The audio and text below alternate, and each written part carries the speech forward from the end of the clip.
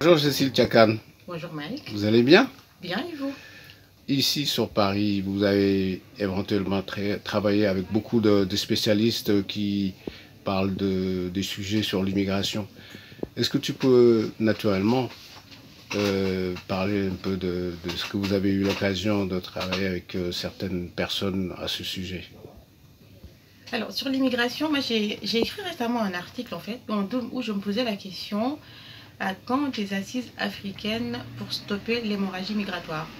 Et pourquoi j'avais posé cette réflexion sur la table, c'est de voir en fait tous les jeunes qui se font tuer en fait pour pouvoir fuir leur quotidien en fait, leur quotidien obscurci par le manque de perspective d'avenir en fait parce qu'on sait que dans nos pays africains c'est assez compliqué pour une certaine jeunesse en fait de se projeter dans l'avenir parce que c'est une jeunesse qui a pas forcément en tout cas qui souffre d'un chômage chronique et aujourd'hui le problème que l'on voit c'est que donc ces jeunes là n'hésitent plus à perdre leur vie en se disant ok si je la perds c'est pas grave dans tous les cas je l'aurais perdu donc on a cette jeunesse aujourd'hui qui est prête à tout à braver les flots de l'océan pour rejoindre un Eldorado européen qui reste juste une fausse idée parce que finalement on se rend compte et on l'a vu cette année avec la crise de la Covid-19 qu'il y a beaucoup de migrants africains qui sont en tout cas à Paris moi de ce que j'ai pu voir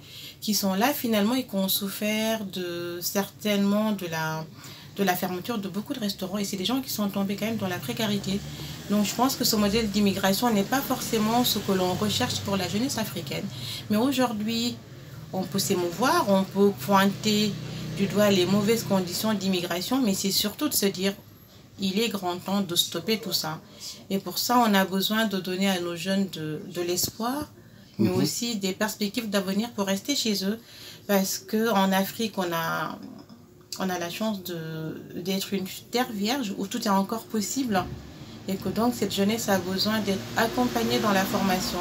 Elle a besoin d'être accompagnée dans l'entrepreneuriat, mais pour ça, il faut pouvoir aussi les financer, les aider en fait à structurer des projets porteurs, que l'on soit sur l'agrobusiness, que l'on soit sur des métiers de transformation dans l'agriculture, mais aussi en fait dans tout ce qui va être construction, ébénisterie, tout ça. C'est vraiment des métiers sur lesquels on gagnerait à former un vrai capital humain. L'artisanat. L'artisanat, tout ça.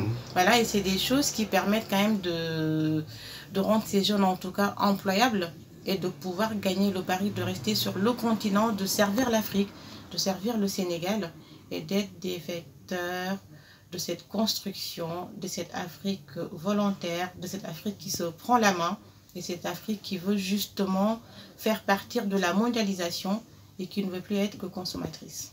Merci.